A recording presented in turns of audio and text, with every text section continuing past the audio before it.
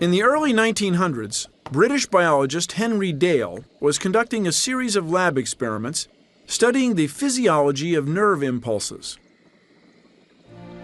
In one of his experiments, he injected adrenaline into a cat, expecting the animal's heart rate to increase, but nothing happened. Suddenly, Dale realized his mistake.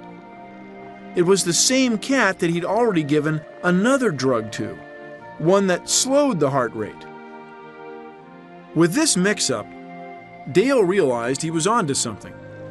If a drug could interrupt the nerve impulses that govern the beating of the heart, then the connection between neurons must be chemical, not electrical.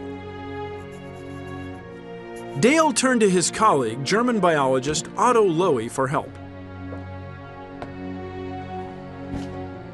To test Dale's hypothesis, Lowy conducted an experiment using two frogs. Lowy put the first frog in a saline solution. Then he electrically stimulated its vagus nerve, the nerve that controlled its heart rate.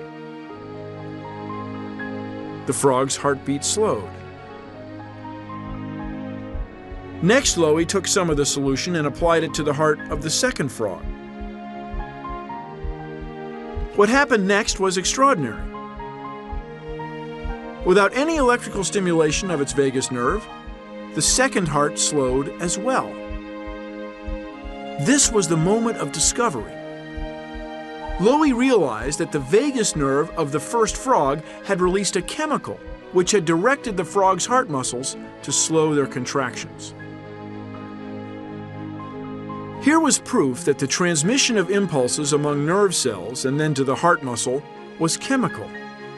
Lowy had discovered the existence of the first known nerve chemical, now called a neurotransmitter.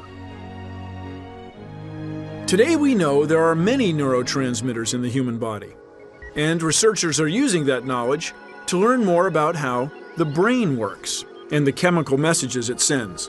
For example, low levels of serotonin have been connected with depression, alcoholism, and anxiety disorders. But as our next great discovery revealed, the nervous system isn't the human body's only method of communication.